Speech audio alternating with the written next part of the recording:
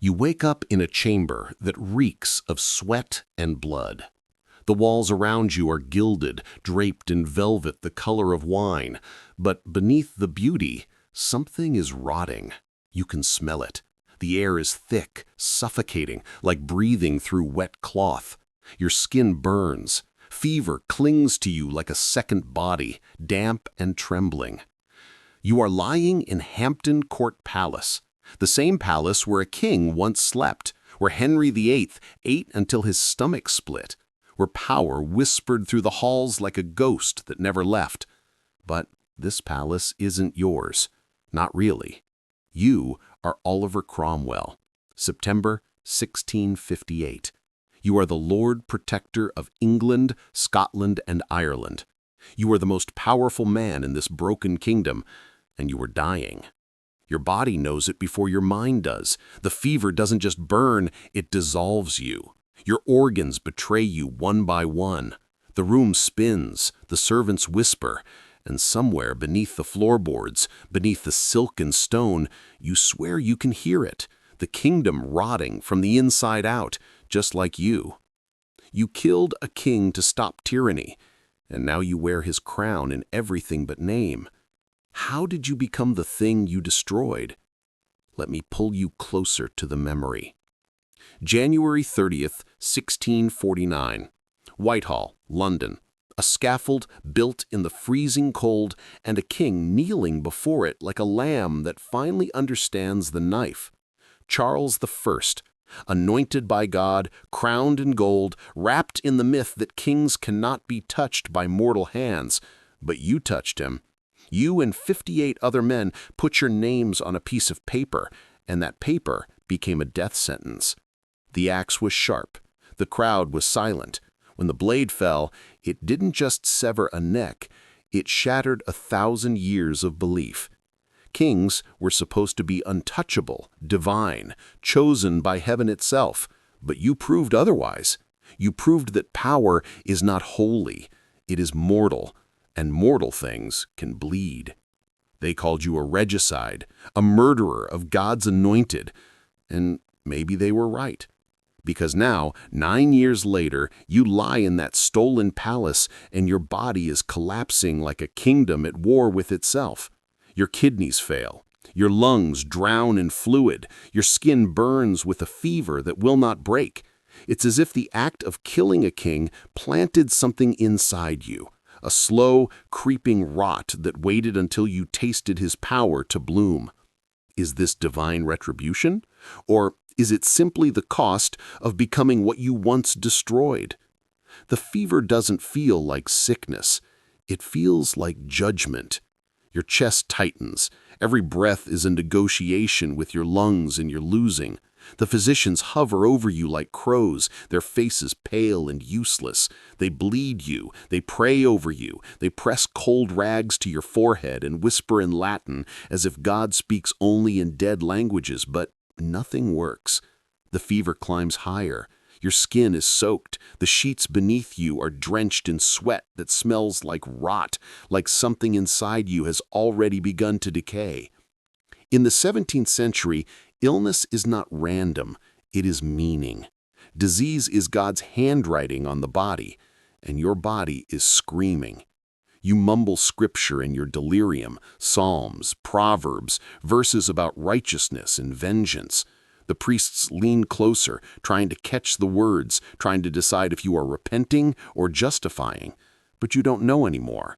The line between prayer and madness is blurred. And then you see him. In the corner of the room, standing in the shadows where the candlelight cannot reach, a man in black. His neck is wrong, tilted, unnatural, like it was severed and placed back poorly. He doesn't speak. He doesn't move. He just watches. Charles I, the king you killed, and he will not look away. He won't leave. Every time you close your eyes, he's there. Charles I, kneeling on the scaffold, the executioner's block still wet from the morning frost. You see the axe rising. You see it fall. You see the blood, so much blood pooling on the wood, dripping through the cracks, staining the snow below. You hear the crowd gasp. Not cheer, not scream, just silence. The kind of silence that swallows nations whole. And then his head rolls, and his eyes are still open, still looking at you. You tell yourself it was justice, that the king was a tyrant, that he betrayed Parliament, plunged the country into civil war, spilled the blood of thousands in the name of his own divine ego. You tell yourself you were an instrument of God's will, that the execution was not murder, it was righteousness. You overthrew a king to build a republic, and then you became the king. The Commonwealth of England, that's what you called it, a nation without crowns, without thrones, without the tyranny of divine bloodlines. Parliament would rule. The people would be free. No more monarchs, no more men who claimed God whispered their names at birth. But look at you now. Lord Protector. A title that sounds humble, but holds the weight of absolute power. You live in the king's palace. You eat at the king's table. You sit in the king's chair. Parliament bows when you enter the room, not because they respect you, but because they fear you. The same fear they once felt for Charles.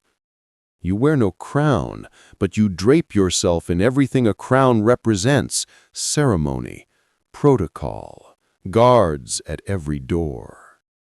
And your son, Richard, sweet, weak Richard, is being groomed to inherit your title when you die. Inherit.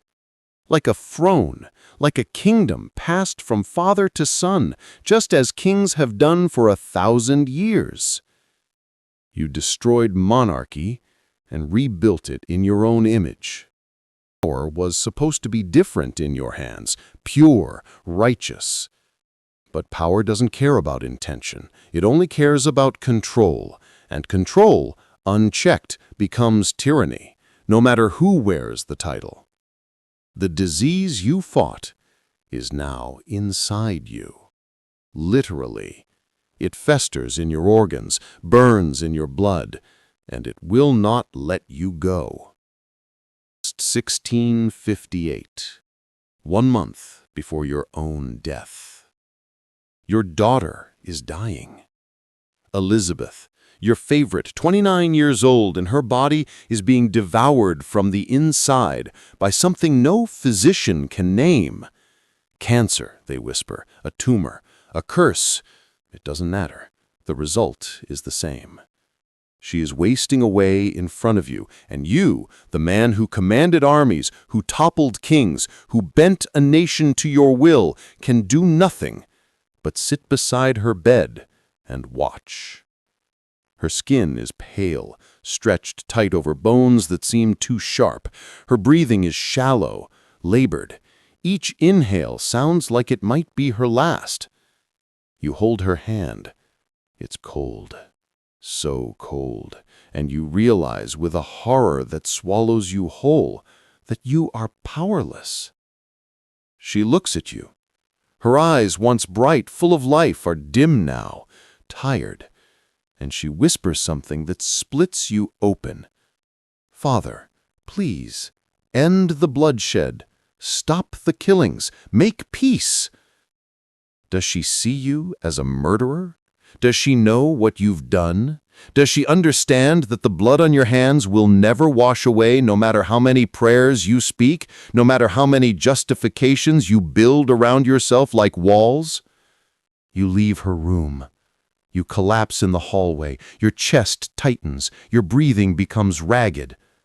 The fever begins. Grief doesn't just break the heart. It infects the body, and yours has already begun to rot.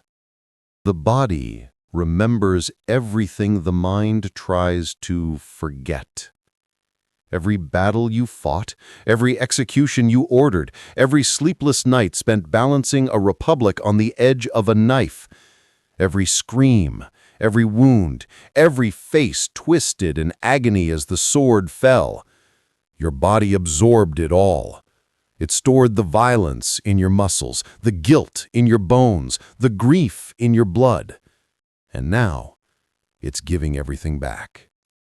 Your immune system collapses, your organs revolt, your kidneys fail first.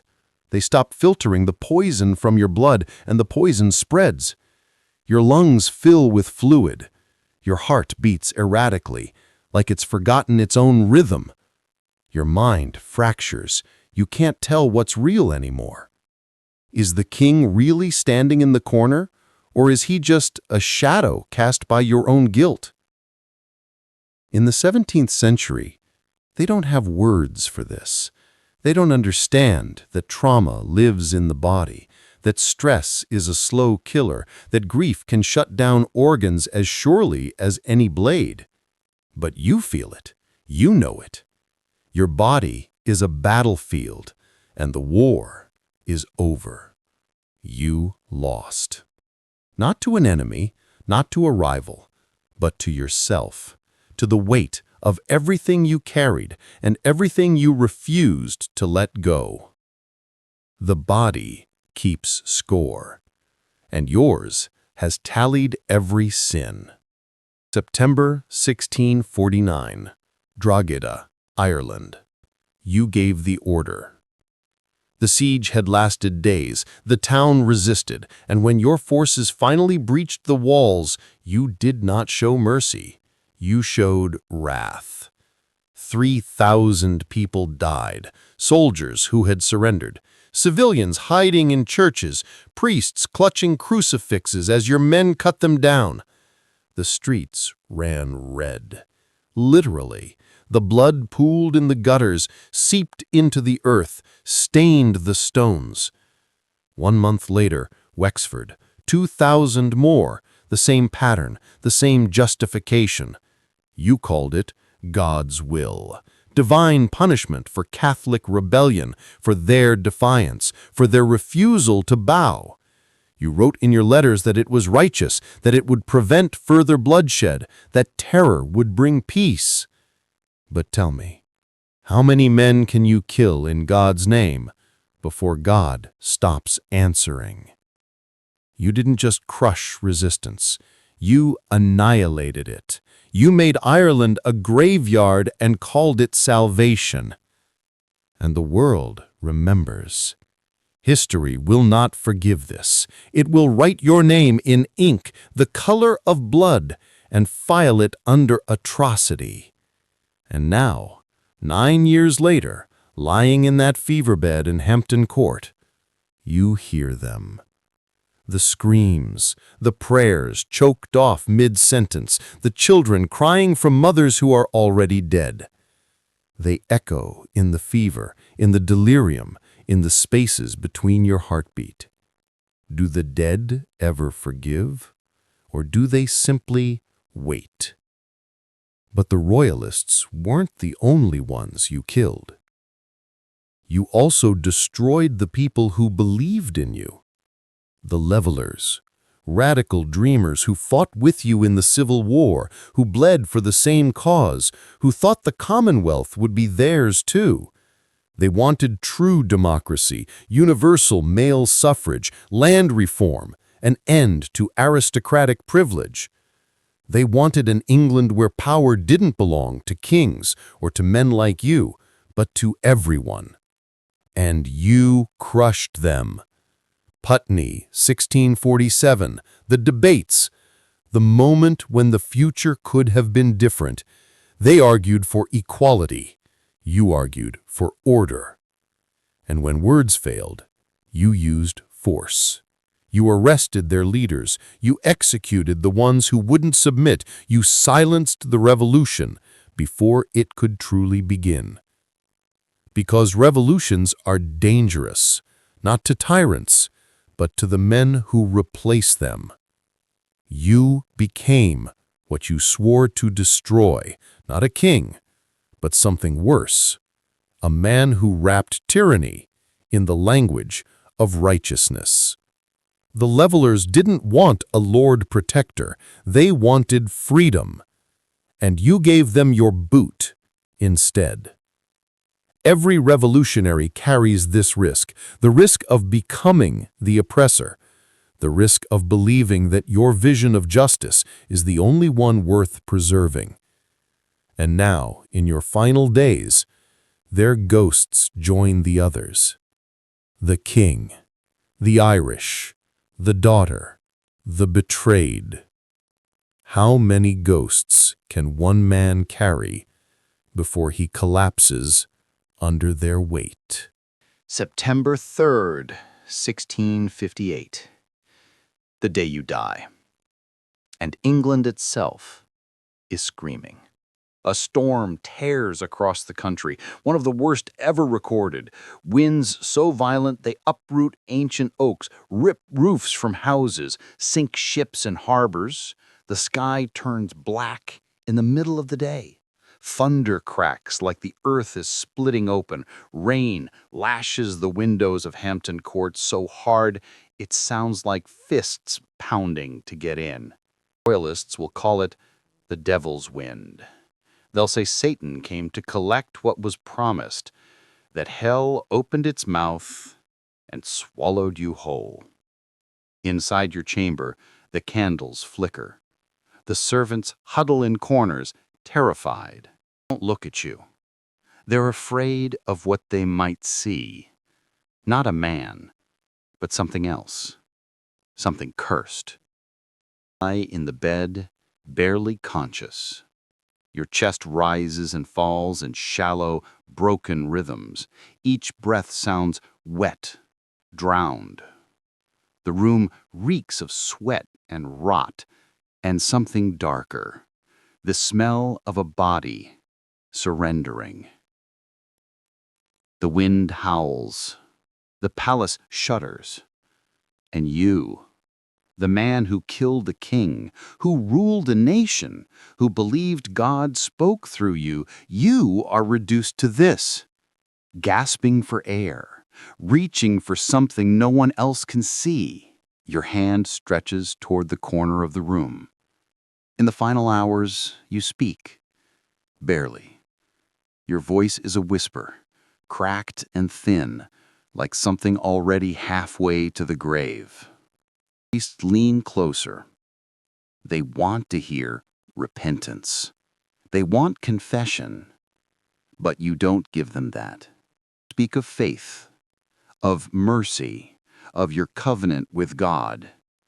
You still believe, even now, even as your organs shut down one by one, that you were his instrument, that every execution, every war, every betrayal was part of a divine plan. Or was it just ambition dressed in Scripture? Was it righteousness, or was it the oldest lie power tells itself, that cruelty can be holy if you believe hard enough? You whisper prayers. Your lips move, but no sound comes. Your hand clutches the blanket, your eyes flutter, searching for something beyond the ceiling, beyond the storm, beyond the weight of everything you carried. And then, quietly, without ceremony, without thunder or divine intervention, not breathing, the room falls silent. The servants cross themselves. The priests murmur Latin. Outside, the storm still rages. Trees fall. The wind screams. But inside this chamber, there is only stillness. Question no one dares to ask. Did God take you? Or did something else? Dressed your corpse like a king. Body was embalmed, gutted, filled with spices, sealed in wax to preserve what was left. They draped you in velvet robes trimmed with ermine, the same fabrics worn by monarchs. They placed a scepter in your hand. A crown hovered above your coffin, not on your head, but close enough. For weeks you lay in state at Somerset House, while mourners filed past, heads bowed, as if you were royalty. The man who killed a king, you who built a republic, you who swore England would never bow to a throne again. Yet, in death, they gave you everything a king receives. The pageantry, the honor, the procession through London streets, Westminster Abbey, the sacred tomb of kings, opened its doors and swallowed you whole. The irony is grotesque. Your body achieved in death what your ideology rejected in life. You became the symbol you destroyed. The republic you built couldn't survive without making you its monarch. It dressed you in the lie and buried you in it. But England has a long memory, and the dead don't always rest. Beneath the marble, beneath the prayers, beneath the false dignity of that royal funeral, something waits. The nation is holding its breath. The Commonwealth is crumbling, and soon, very soon, the graves will be opened again. 2 years after your death, the throne returns. Charles II, son of the man you killed, rides into London in triumph. The crowds cheer, royalists flood the streets, drunk on vindication. The Republic is dead, the Commonwealth is ash. England wants its king back, and it will have him. But Charles doesn't just want the crown, he wants revenge.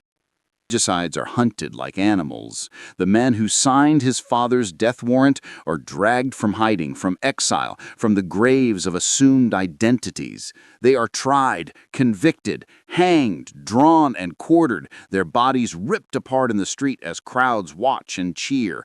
Blood for blood, a son's fury written in entrails and severed limbs. It's not enough. Charles looks at Westminster Abbey, the sacred tomb of kings, and sees a desecration. You, Oliver Cromwell, lying among monarchs as if you belonged there, as if killing a king earned you the right to sleep beside them. Gives the order. Exhume the body. Soldiers arrive with shovels. The grave is opened. The coffin, rotting, cracked, leaking the stench of decay, is pulled from the earth. They drag it into the light, and inside, what's left of you. Bones wrapped in disintegrating velvet, skin like leather, eye sockets hollow and black. Death is not sanctuary. The crown remembers, and the dead will answer for their crimes. January 30th, 1661. 12 years to the day since you killed the king. Pull your corpse from the grave. What's left of it? 2.5 years in the ground has not been kind. Your flesh has rotted away, leaving behind bone, sinew, scraps of dried skin clinging to the skull. The velvet robes have disintegrated into rags. The smell is unbearable, sweet and rancid.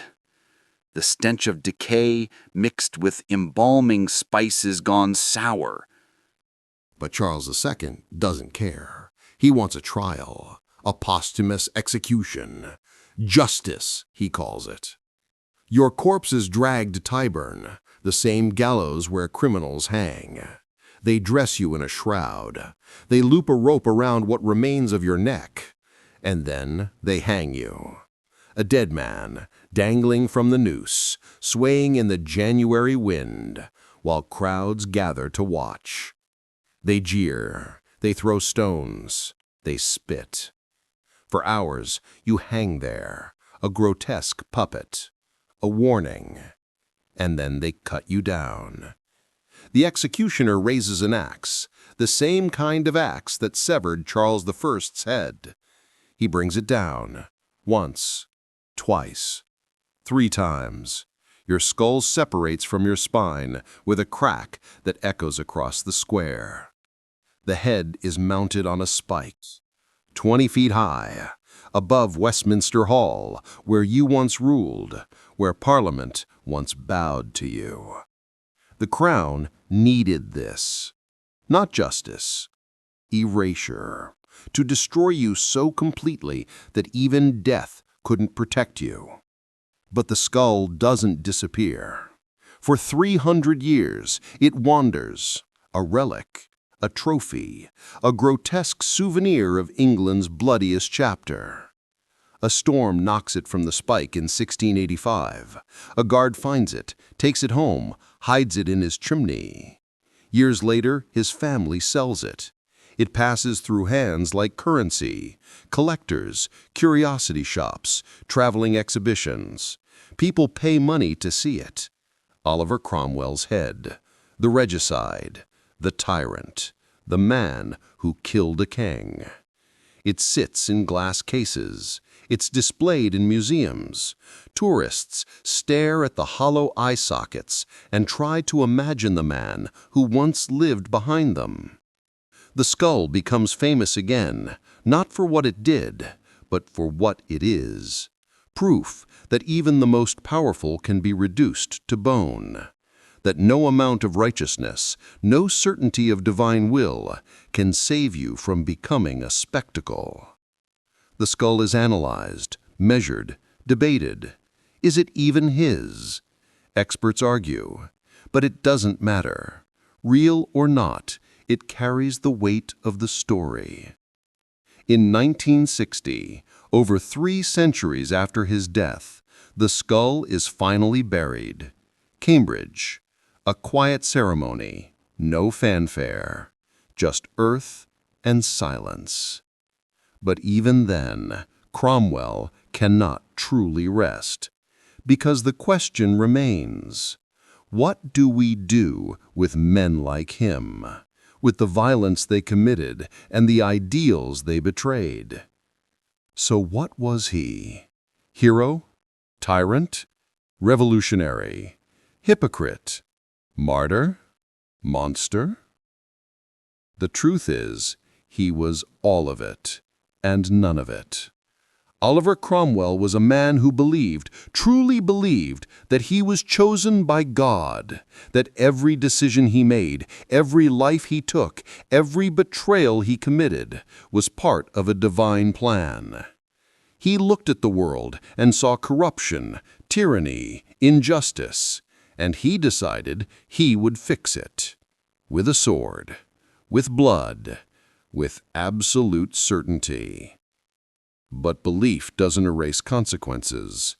He killed a king to stop tyranny and became a tyrant himself.